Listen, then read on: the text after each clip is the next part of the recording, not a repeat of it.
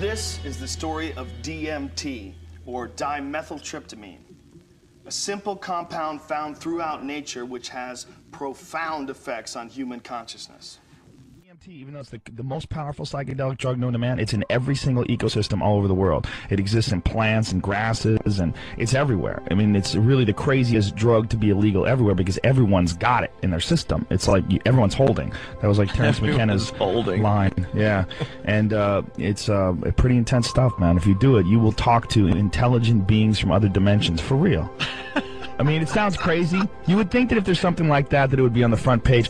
It's amazing that people don't know about it. I mean, it's the most incredible experience. I mean, we are such an experience-obsessed society. I mean, everybody wants to go whitewater rafting, and people want to talk about, you know, my uncle climbed Mount Everest. It's all about experiences. We all want to ride roller coasters and see the craziest movies. There is a little powder, and you smoke this little powder, and it will change the way you look at everything. You won't care about UFOs. If a UFO landed right out there, I'd be like, wow, yeah, they're probably from another planet.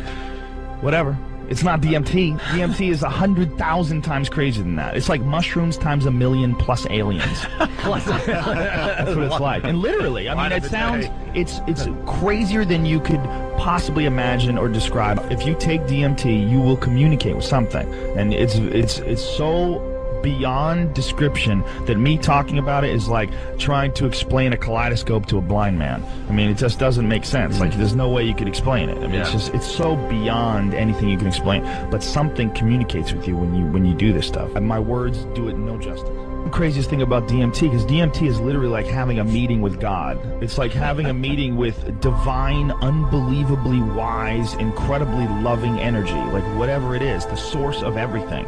And it leaves you so humbled that after it's over, you have it's like literally like you're still you still look like you still wear the same clothes you are, but you're not really you anymore. I mean, you literally have been changed.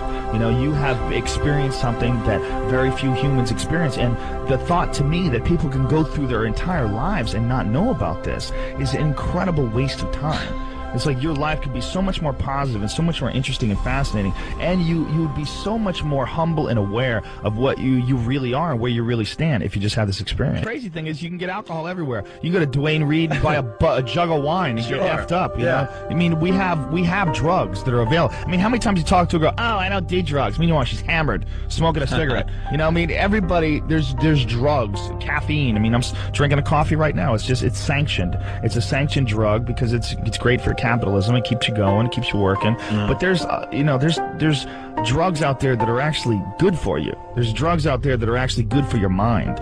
I do drugs because I find the state that psychedelic drugs put you in very fascinating and very introspective, and you can learn a lot about yourself. You can learn about a lot about life because it removes you and your ego from the equation. You get to look at things from like a newborn's perspective.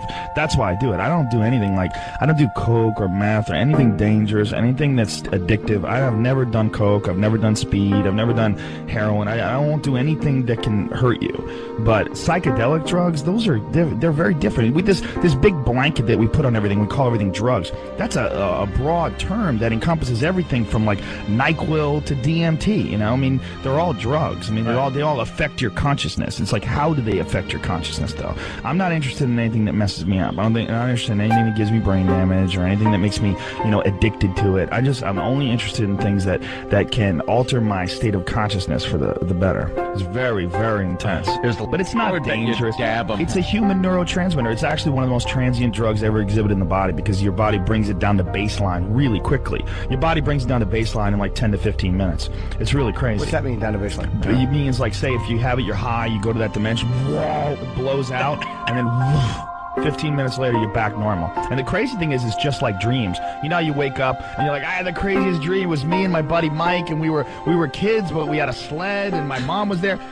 And then 5 minutes later, you're like, what the hell was my dream? Yeah. That's exactly what a DMT trip is like. It's like gold dust slipping through your fingers.